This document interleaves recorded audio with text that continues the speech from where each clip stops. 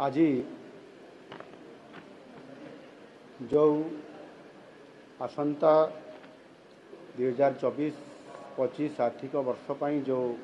पूर्णांग budget आसीबो सेथिपाई गोटे pre budget रो प्रस्तुति पाई आज जो माने ये बजेट उपरे अध्ययन करिसंती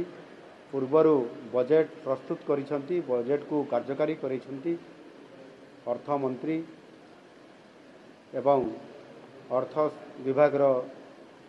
सचिव एवं जो माने अर्थ उपरे पांडित्य अर्जन करिसंती एवं विभिन्न ये अर्थ संबंधी अनुष्ठान संपुक्त अछंती समानको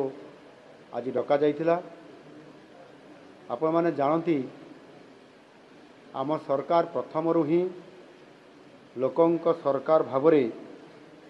साधारण जनतांकर मतामत को गुरुतर दे आसी 2024 आर्थिक वर्ष पर साधारण बजेट आगामी 25 तारीख रे विधानसभा रे उपस्थापित हेबार ये कार्यक्रम अछि। आमर बजेट टी जेपरी वास्तव रे लोकंकर बजेट हेकरी लोकंक पाखरे उपस्थापना हो पारिबो समस्तंकर आशा आकांक्षा को प्रतिफलित करि पारिबो सेथिपाई ए उद्यम जारी रही आथिपाई मध्य ऑनलाइन जरिया रे व्हाट्सएप माध्यम रे आमे मतामत लड़ीचु एवं अति सुखद खबर अछि जे ये मतामत एथर बहु आग्रह रे अनेक लोक एथिरे सामिल होइचंती एवं पाखापाखि प्राय 12,000 रु अधिक लोक मतामत देइचंती ऑनलाइन जरिया रे जहा कि पूर्व वर्ष मानक तुलना रे ये 6 गुण अधिक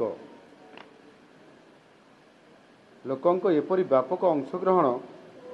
आम पाई बहुत बड़े गोटे उत्साहजनक। आज मध्य ए प्री बजेट रो ई प्रस्तुति बैठक रे पाखापाखि प्राय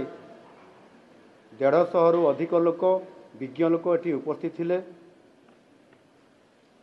सेमानक भितर अनेक जहाँ मु कहली